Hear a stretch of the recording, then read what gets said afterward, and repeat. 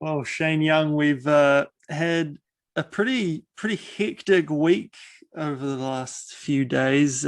From last weekend's card to now, I've heard various things about your fight being on and off and on. Just first of all, what's the go with what's happening with you over there? Yeah, so the fight is still on. I tested negative yesterday. My opponent is should be arriving today or tonight. Right now it's like I think 5:30 p.m. in Vegas. Yeah, fight's still on. I'll be getting another COVID test on Friday, which will come up negative, which will be Saturday New Zealand time, and then yeah, just sorry, then just mosey on, get the fight done. Excellent, Yeah. man. And what's the feeling been like in camp over the last few days? I imagine Brad was pretty unhappy. Yeah, it's been a lot going on, like stuff sort of a lot out of our control. Feels real it's quite hard because we're all away from our families and they're kind of being fed, like they don't really know what's happening as well. And then because of the time difference, well, like I can only really speak for myself, but the time difference and stuff, it makes it hard to keep up good communication, and messaging and video calls is just not like you can't communicate correctly like what's going on and stuff. So it's been a testing time, but that's part of everything is you know rising to the test. So been a very interesting last couple of days for sure. Yeah. Has it been sort of a distraction in any way? I guess so. Yeah, yeah, it definitely is because it's taking away from the fight. And it's I don't want to put the blame on anyone because at the end of the day, we chose to come here and we knew the risk that we were taking. Just this COVID, I guess it's not, yeah, that's all the more I'm thinking about it, the more I'm like, why does this feel so like even the last one to Dubai, it's just being away from our families and it being COVID and all these measures and being stuck. We're just stuck in this space. Like all we can do is like walk around outside this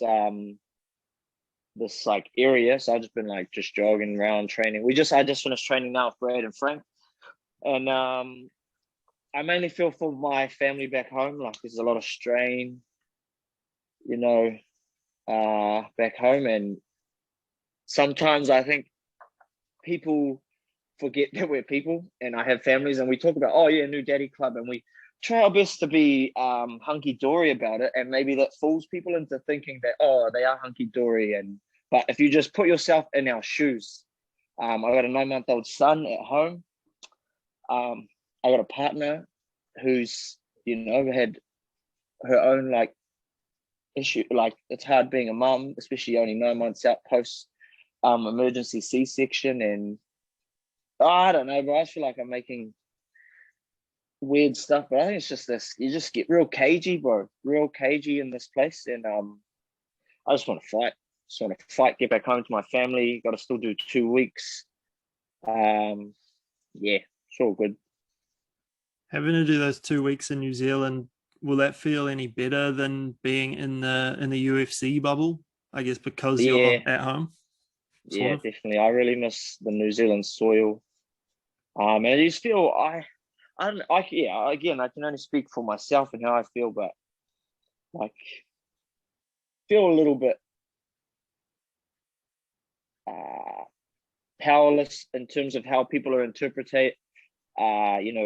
interpreting what is going on, because I'm just trying to not even think about it. But then when it gets pushed in my face so much, it's social media, bro. To be honest, it's the fact that people can, like, I'm very open with, I try to keep my social media open because after my very well publicized mental health episodes from 2017 onwards, and the reason I publicized it is because I don't know why. I don't know why I went with that.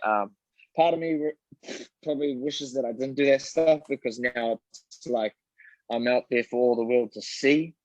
And because of that, I now have to maintain a degree of that, because that's just what is expected, I guess, now. And it just makes it hard because, yeah, like I said, my Instagram's so open. That's like the main function of the social media stuff. But it's like people don't really think when they send one message that there's 20 other people that sent that same message.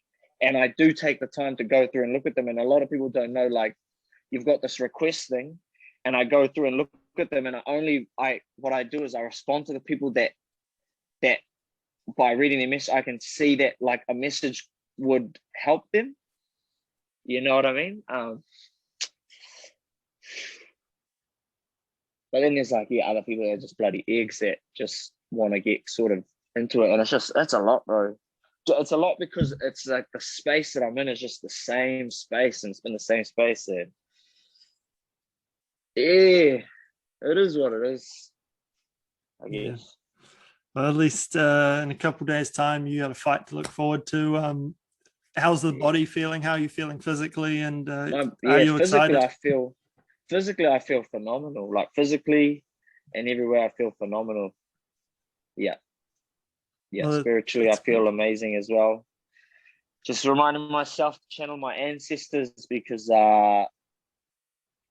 like people generations before us have gone through way tougher times, and I must be fully being one of those millennial whatever types that is blowing my situation way out of proportion or something. But it is what it is. How's the training been over in Vegas? Obviously, you got Brad there, you got Frankie, Jamie Malaki's over there as well. You did have Volk for a little while. Like, it's a pretty good crew to have over there, right?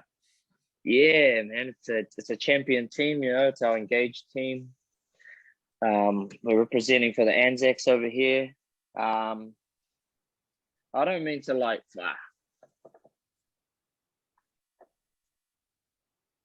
Yeah, it's weird because it feels like maybe yeah, man, it's dope. It's dope. So, man, I guess just finally, what are you expecting from Omar Morales once the cage door closes? I expect him to, come out and like everyone at this level is we're at that level where if you make a slight mistake, you can have dire consequences, massive consequences, as everyone would have seen in my last fight, which was very well publicized about how I got knocked out in the first round. I think it was 67 seconds. Nice number though, 67. Yeah, and this is that's the level that we're at. So it doesn't matter who the person is in front of you at their high level. Like I'm ranked 47 in the world, like a university class is like what I've been in schoolrooms that were bigger than that. But that's my that's the number of elite people that I'm in this thing with. So yeah, I just expect them to come out as a high caliber professional fighter, just like myself, and we're gonna put on a show for everyone back home and try and further my life and move forward. Yeah. Sweet, man. For those Kiwis watching this, it's on the UFC Fight Pass prelims. So they have to tap into Fight Pass to catch you. Do you think? Yeah. If you want to watch the fight, I know it's definitely going to be a solid fight because I'm going to leave everything in there. I'm really going to leave everything in there in this fight. That's what I don't care about what Omar's doing, but I'm going out there willing to leave it all out there. Sweet, man. Well, I'll leave it at that. Thank you very much for your time, and yeah, good skill for the weekend, man. See you when you get home.